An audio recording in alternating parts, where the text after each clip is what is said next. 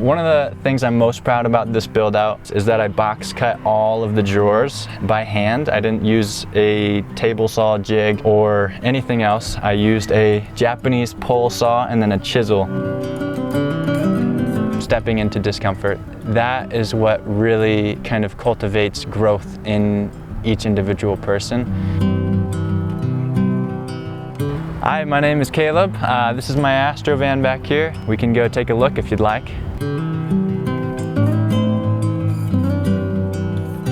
So this is my living space in the Astro van.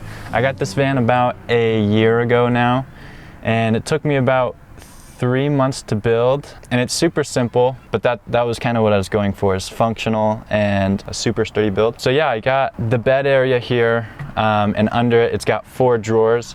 The bottom drawers are on felt pads, and you can sit on them, and you can slide them wherever you want. You can have 2 people in here. I think I've had maybe 4 people in here, which was kind of squeezed, but I mean, you do what you gotta do when you're living on the road. So yeah, I mean, it's pretty simple. Just 4 drawers here, and then you got another one of the felt pad drawers here. And then over here, we have my counter space. The top is a poplar slab from my grandpa's woods out in Michigan. There was a little gap in it, so I put a little bit of green epoxy. And under that, we've got 13 gallons of water.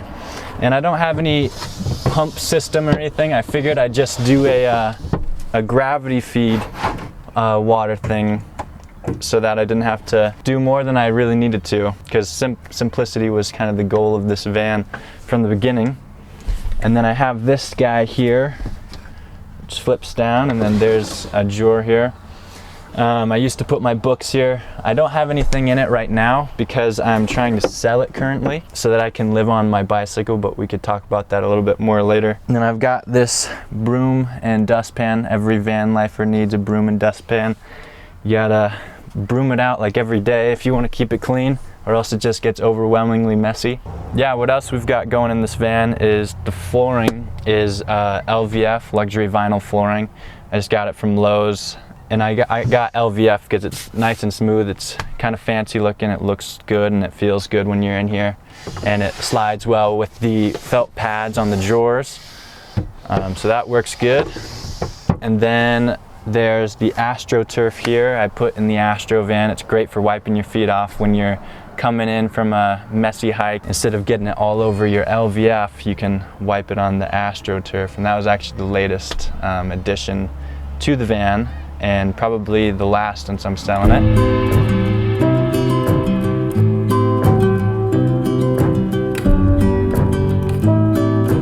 But I guess I've always kind of had this drive to go out and explore different areas. My family would go on vacations.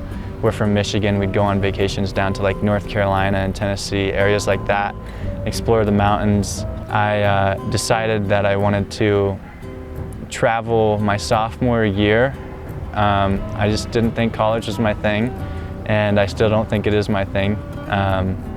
So I decided sophomore year, I was like, I'm not gonna go to college, I'm gonna go travel the world, whatever that may entail. And I called my buddy David, and I was like, man, I don't know what to do here. I really want to hit the road. And I told him I was thinking of either waiting it out, going to New Zealand, or building out my Subaru and traveling in that. And he's like, dude, you just need to pull the trigger on something. And the most immediate thing that I could pull the trigger on was building out the Subaru. So I built out the Subaru, and I went out to the Tetons. I was working seasonally up at the campground, Coulter Bay campground, and that was where the seed really kind of blossomed, and like my eyes were open to how easy it would be to travel around. That's when I met a bunch of bike tourists, people coming in on foot, people coming in Priuses, huge rigs, just every kind of traveler you can imagine are coming into the Coulter Bay campground.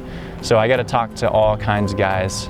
And then in a whole turn of events this last summer, I got this van a year ago and then lived in it for 3 months in Bend, Oregon. And then through a whole lot of mind changing and kind of a rekindling of the stoke to live minimally, I will be living on the bike full time after the van sells.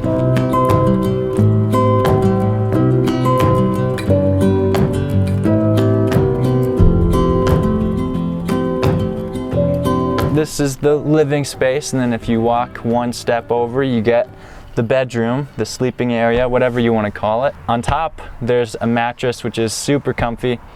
I got it from Wayfarer. It was a memory foam.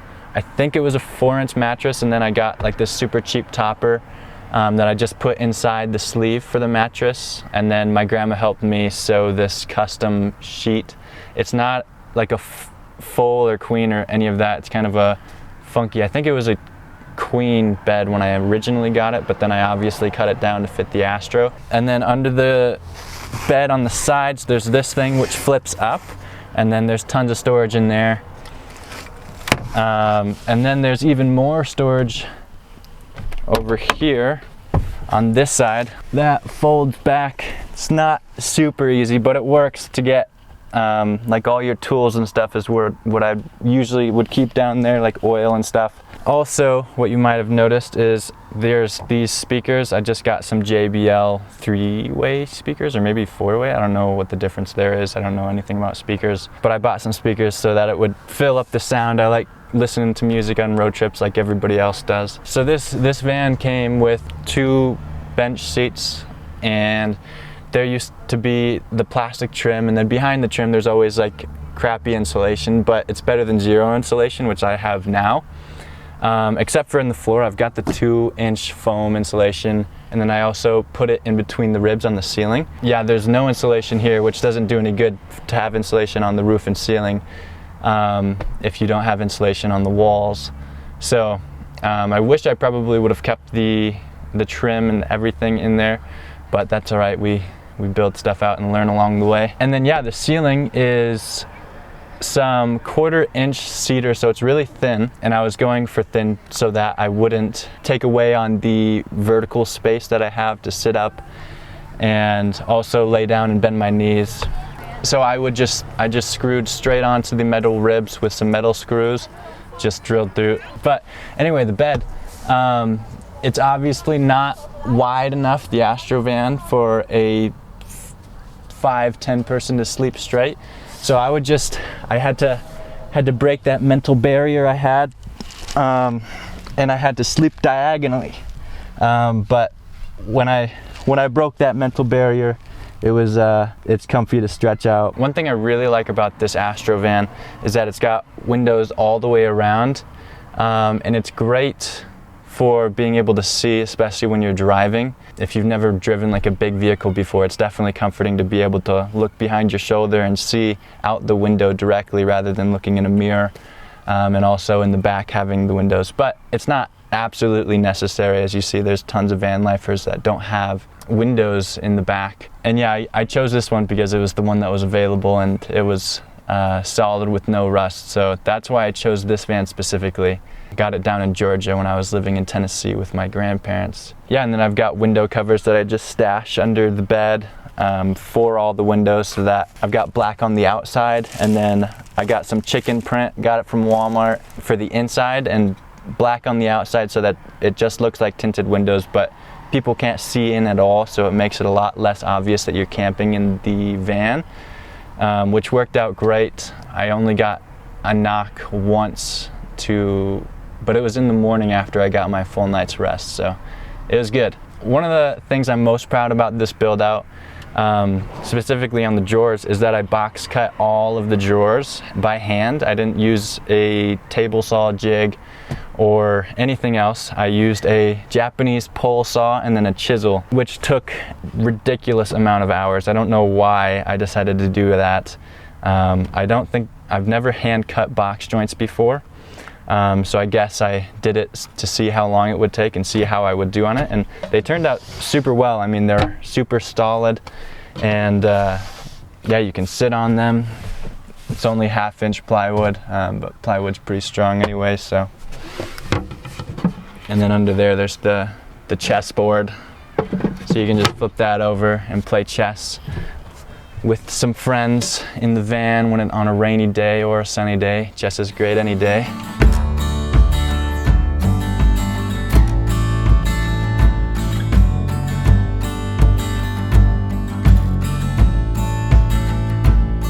think stepping into discomfort, things that you aren't comfortable with, that is what really kind of cultivates growth in each individual person. If you're just comfortable your entire life, you're not gonna grow. It's the way it happens mentally, it's the way it happens physically. Like if you wanna get big muscles, you're gonna have to put your muscles through discomfort.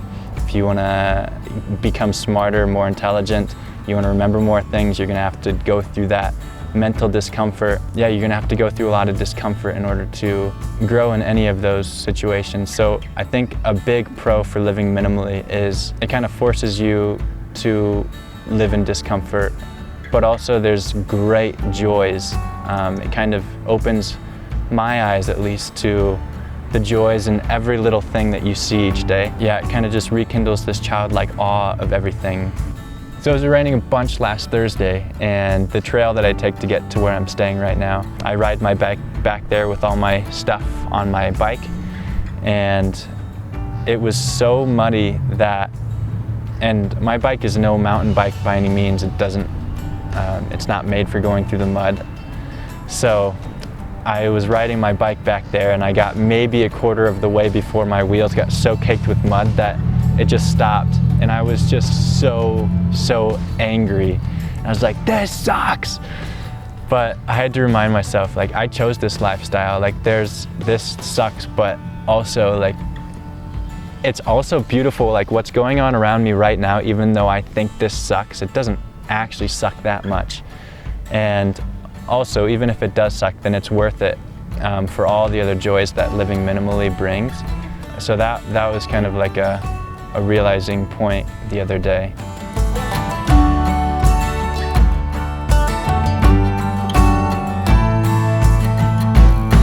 So this is the back of my van. I've obviously got a bike rack and a bicycle here. This is going to be my future home as soon as this van sells. As you can see, it's pretty much geared up for touring. And it fits well on this bike rack that I got for free along the road in Bend, Oregon. And yeah, this is super cool because it folds down. All you gotta do is take the pin out, make sure you don't lose track of it. But then that folds down. Sometimes the bike tire touches the ground, and that's totally cool. But then you can access the garage area in the back.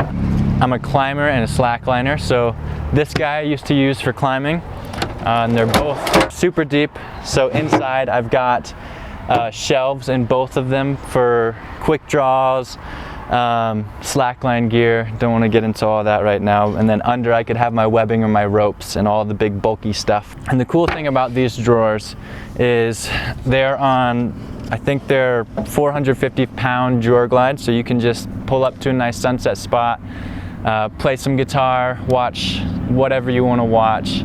I lived in a Subaru Outback before I lived in this thing, and I didn't have a lock on it.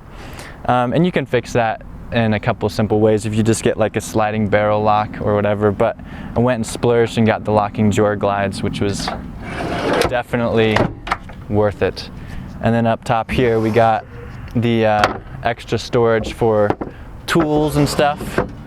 Just small stuff for juggling balls and clubs.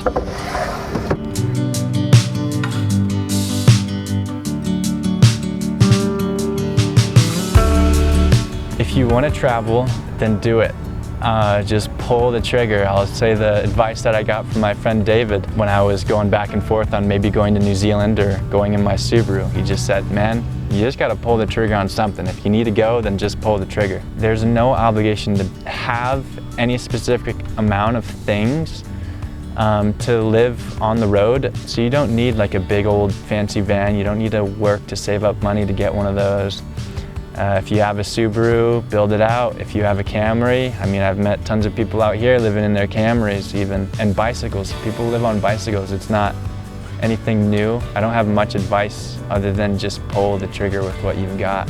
Well, thanks everybody for checking out my Astro van and listening to a little bit of my story. It's always hard, like when you're living on the road, to kind of organize the story. So if you want to follow along a little bit more with where I came from and where I'm heading and what I'm doing now, I do have Instagram. I don't know if I will forever, and I don't know how much I'll post on it, but you can follow me at _somewhere_2, somewhere in between 1 and 2. I hope to see you guys on the road.